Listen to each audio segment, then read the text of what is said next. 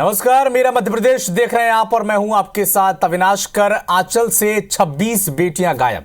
दरअसल भोपाल में बिना अनुमति के चल रहे बालिका गृह से 26 बच्चियां गायब होने के मामले में एफआईआर अब दर्ज हो गई है। वहीं बाल आयोग की टीम के छापे के बाद कई चौंकाने वाले खुलासे भी सामने आए हैं।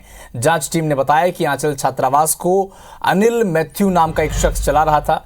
संस्था को जर्मनी से फंड मिलता है और यहां 68 बच्चियों के अवैध रूप से रखे जाने की सूचना भी मिली थी। जहां जांच में मौके पर 41 बच्चियां मिली हैं, 26 बच्चियां गायब पाई गई हैं। मामले में यह भी पाया गया कि जिन बच्चियों को आश्रम में रखा गया है उनमें ज्यादातर हिंदू धर्म की बच्चियां थीं। उन्हें ईसाई धर्म में शामिल होने के लिए तैयार किया जाता था। इधर जांच के बाद बाल आयोग ने मध्य प्रदेश के मुख्य सचिव वीरा राणा को एक पत्र लिखा है और परवलिया थाने में शिकायत दर्ज कराई गई है। मामले को लेकर सियासत भी शुरू हो गई है। पूर्व सीएम शिवराज सिंह चौहान ने ट्वीट कर राज्य सरकार से तत्काल कार्रवाई का आग्रह किया है और कांग्रेस नेता सज्जन सिंह वर्मा ने कहा है कि एमपी में धर्मांतरण के साथ मानव तस्करी का घिनौना खेल हो रहा है, होता आया है। अधर्म के नाम पर बीजेपी राजनीति करती है।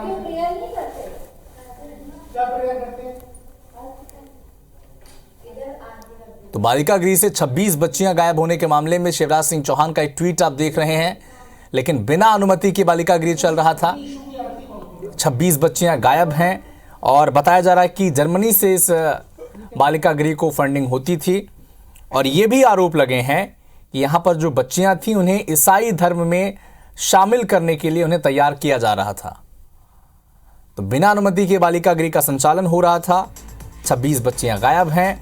संचालक और प्रबंधन ने ताला लगाकर वहां से फरार हो चुके हैं और इस मामले में अब एफआईआर भी दर्ज कर ली गई है।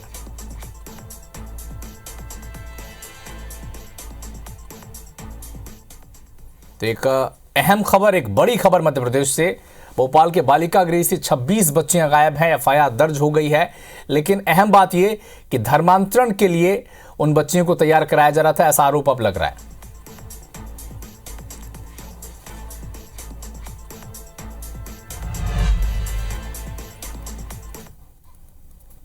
भारतीय जनता पार्टी सरकारों में यही होता है। अवैध बाल संरक्षण आश्रम संचालित हो जाते हैं, बच्चियां गायब होते हैं, मानव तस्करी का सीधा सीधा मामला होता है और धर्मांतरण का भी मामला। ये भाजपा की सरकार आती है, ये तेज हो जाता है। ये सारा ये दुर्भाग्य है इस प्रदेश का। जब हम लोग वहाँ पर पहुँचे हैं तो जो हमको लिस्ट दी गई थी वो 43 बच्चियों की लिस्ट दी गई थी, परंतु वहाँ पर सिर्फ 41 बच्चियाँ ही उपस्थित थी। और जब दस्तावेजों को और खंगाला गया तो वहाँ पर कुल 68 बच्चियाँ एनरोल्ड थी, जिसमें से बाकी बच्चियाँ, उनका कहना था घरों में गई हैं, पर घरों पे जाने का किसी भी प्रकार का दस्तावेज वहाँ उपलब्ध नहीं है। और जो संस्था है उसके अंदर किसी भी प्रकार का सीसीटीवी कैमरा नहीं देखा गया और ना ही लगाया गया है, जिससे ये पता पड़े कि दिन भर की दिनचर्या में बच्चियों के साथ क्या होता है। इसके अलावा जो बच्चियां हैं, 41 बच्चियां थी, परंतु जो बेड थे वहाँ पर सिर्फ 28 बेड थे और बच्चियां जो थी उनके पास ठीक ढंग से कपड़े भी नहीं थे। ये भी परवलिया थाना क्षेत्र में प्रकरण पंजीबद्ध हुआ है और जे एक्ट के तहत इसमें कायमी हुई है। बाकी इसके जो भी नॉर्म्स हैं और जो भी किन प्रोसीजर के तहत चीज़ें होती हैं, हमें बाल विकास विभाग के तहत एक आवेदन प्राप्त हुआ है जिसके तहत इसमें एफआईआर हुई है और उनके जो प्रोसीजर्स होते हैं उस पर अभी इन्वेस्टिगेशन हमारा चल रहा है। तो बालिका गृह से 26 बेटियां गायब है और इसी खबर पर अधिक जानकारी के लिए हमारे सहयोगी नवीन सिंह इस वक्त हमारे साथ जुड़ने ही वाले हैं, जुड़ चुके हैं। नवीन, पहले मानव तस्करी का डर था, 26 बच्चियां गायब हैं, लेकिन अब इसमें धर्मांतरण वाला एंगल भी जुड़ चुका है। बताएं दर्शकों को हुआ क्या है अब तक का अपडेट।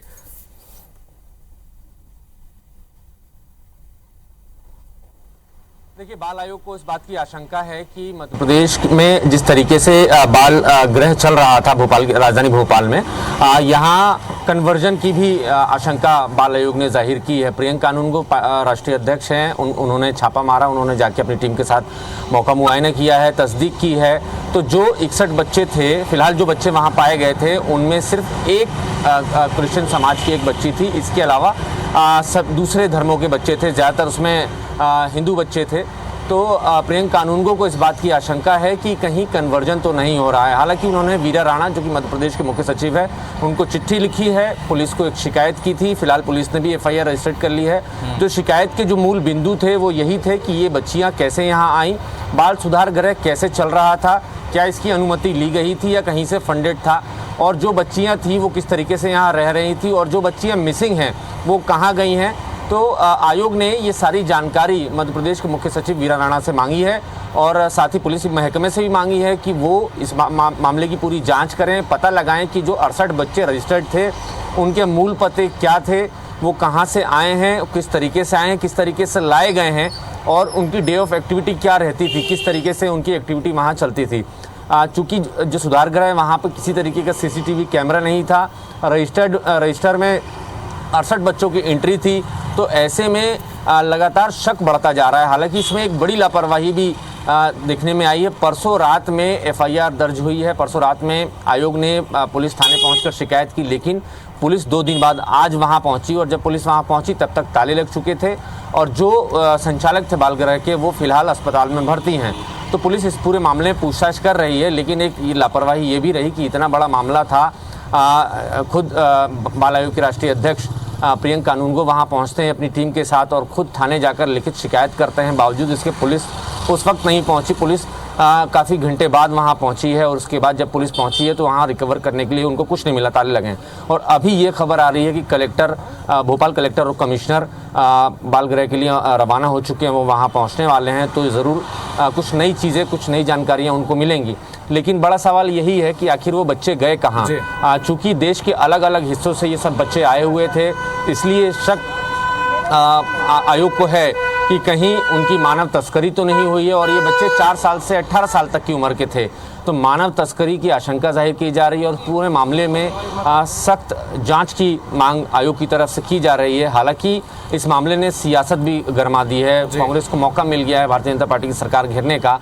कांग्रेस ये कह रही है कि बीजेपी के राज में ही क्यों धर्मांतरण, क्यों कन्वर्जन और इस तरीके की मानव तस्करी। नवीन, आपको थोड़ी देर के रोकना चाहूंगा क्योंकि हमारे साथ फोन लाइन पर राष्ट्रीय बाल संरक्षण आयोग के अध्यक्ष प्रियंका कानूनगो जी भी जुड़ चुके हैं। प्रियंका कानूनगो जी, जिस तरह से 26 बालिकाओं के गायब होने की खबर सामने आई है, पहले तो डर था कि मानव तस्करी का ही मामला है, लेकिन अब धर्मांतरण वाला एंगल भी इसमें जुड़ गया है।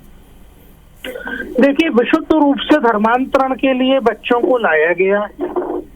यहाँ पे ये बात गौर करने लायक है कि ये संस्था जिसने बच्चों को रखा हुआ था, ये स्वयं सरकार की चाइल्ड लाइन प्रतिनिधि के रूप में काम कर रही थी। पिछले 1 वर्ष से भारत सरकार ने मध्य प्रदेश सरकार को बोला हुआ है, एक नई SOP दी है। पूरे देश में चाइल्ड लाइन का काम प्राइवेट NGO से लेके सरकार खुद करें, ये निर्देश और ये SOP, इसके लिए फंडिंग प्रदान की है। लेकिन मध्य प्रदेश सरकार के अधिकारी एडामेंटली NGOs के माध्यम से ही चाइल्ड लाइन का संचालन करवा रहे हैं। ये बच्चे सरकार के प्रतिनिधि के रूप में इस NGO ने रेस्क्यू किए थे, पर CWC को प्रस्तुत करने के बजाय अवैध ढंग से इस बाल गृह में रख लिए और वहां पे धर्मांतरण कराया जा रहा था। यहाँ पे हमको रजिस्टर में जिन बच्चों के नाम मिले, उसके अलावा वहाँ जो बच्चे मिले संख्या में अंतर था। हमने पुलिस को बताया है, चीफ सेक्रेटरी को बताया है। हम पुलिस के इन्वेस्टिगेशन और चीफ सेक्रेटरी की इंक्वायरी रिपोर्ट का भी इंतजार कर रहे हैं। प्रियंका जी, आपसे ये भी समझना चाहूंगा क्योंकि ये भी आरोप लग रहा है कि जर्मनी से फंडिंग होती थी, तो क्या इस तरह के मामले अब मध्य प्रदेश में और बाकी स्टेट्स में आपको देखने के इसके अलावा भी कहीं मिले हैं क्या? देखिए, विदेशी फंडिंग लेकर के बच्चों के धर्मांतरण का मामला कोई नया नहीं है। ऐसे मामले गाये बगाए मिलते रहे हैं। मध्य प्रदेश में हाल में ऐसे 2-3 मामले सामने आए हैं। निश्चित रूप से सरकार को अधिक मुस्तैदी से काम करने की आवश्यकता है। पिछले कई वर्षों में मध्य प्रदेश का जो बाल संरक्षण तंत्र है वो NGOs के ऊपर डिपेंडेंट हो गया है। आवश्यकता है कि सरकार आत्मनिर्भरता से विभाग को चलाए और NGOs पर अपनी निर्भरता को खत्म करे।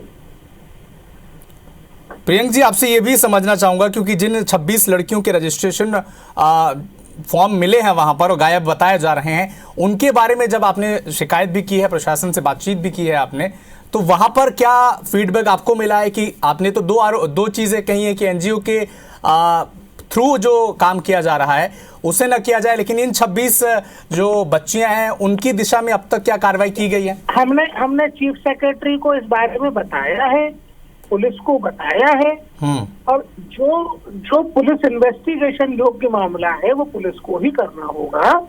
बाल आयोग के पास जो संसाधन होते हैं उसमें हमने इंक्वायरी कंडक्ट करके प्रिलिमिनरी फाइंडिंग्स अपनी पुलिस को अवगत करा दिया है। अब आपराधिक कृत्यों की जांच का काम तो पुलिस ही करेगी, तो पुलिस हमको जो रिपोर्ट देगी उसके बाद हम आगे कुछ आपको बता पाएंगे। तो ये जो आरोप आप इससे पहले धर्मांतरण वाला लगा रहे थे, इसके कुछ तथ्य हैं आपके पास? डेफिनेटली, मैंने तो अपना वीडियो एक मेरे ट्विटर लिंक पे डाला हुआ है, मेरे एड्स पे मैंने पोस्ट किया अकाउंट पे, आप देख सकते हैं, जिसमें बच्चे खुद बता रहे हैं कि उनसे जीसस की प्रार्थना करवाई जाती थी और क्रिश्चियनिटी की प्रैक्टिस करवाई जाती थी, जबकि सारे बच्चे हिंदू धर्मावलंबी हैं। चलिए प्रियंक कानूनगो जी, आपका बहुत बहुत धन्यवाद हमारे साथ जुड़ने के लिए और विषय पर तफसील से जानकारी देने के लिए। शुक्रिया तमाम जानकारी के लिए। तो नवीन, प्रियंक कानूनगो से बातचीत हो रही थी, सीधा सीधा आरोप उन्होंने धर्मांतरण को लेकर लगाया है और ये भी कहा, एक बड़ी चीज उन्होंने कही है कि एनजीओ के थ्रू जो बच्चे आते हैं उनका जो यहाँ पर मैनेज रखा जाता है, उस जो फॉर्मूले को, उस सिस्टम को चेंज करना होगा। नवीन,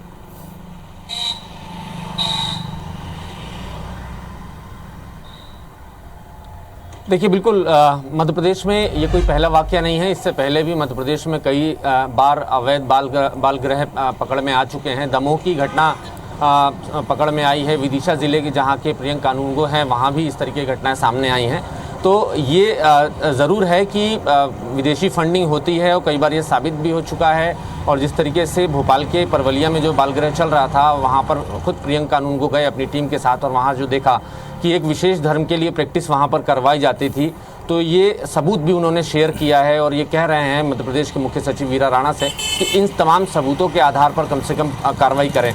पुलिस से भी उन्होंने ये बात की है, पुलिस से भी तमाम चीज़ें शेयर की है और उनसे कहा है कि एक एक चीज़ की बारीकी से पड़ताल होनी चाहिए। वो बच्चे कहाँ से आए, देश के अलग अलग हिस्सों से थे और सबसे खास बात कि सब बच्चियाँ थी, सब लड़कियाँ थी, वो 4 से 18 साल की उम्र की लड़कियाँ थी, कहाँ से लाई गई हैं और किस तरीके से एक एनजीओ के ज़रिए, एनजीओ की मदद से, ये एनजीओ के ज़रिए इसको चलाया जा रहा था। तो ये सारी चीज़ जो हैं वो शक के दायरे में इस बाल गृह को लाती हैं और महिला बाल विकास विभाग को भी लेकर आती हैं कि कैसे इस तरीके से मध्य प्रदेश के में ये बाल गृह चल रहे हैं। और भोपाल में अभी पकड़ में आए, हो सकता है मध्य प्रदेश के अलग अलग हिस्सों में कई और ऐसे बाल गृह चल रहे हों। तो ऐसे में मध्य प्रदेश की सरकार को थोड़ी सख्ती दिखाने की जरूरत है। बिल्कुल सख्ती दिखानी होगी नवीन, और इस तरह के मामलों पर नजर भी बनाए रखनी होगी। आप भी नजर बना के रखें इस खबर पर, आपसे आगे भी हम अपडेट लेते रहेंगे। शुक्रिया तमाम जानकारी के लिए नवीन आपका।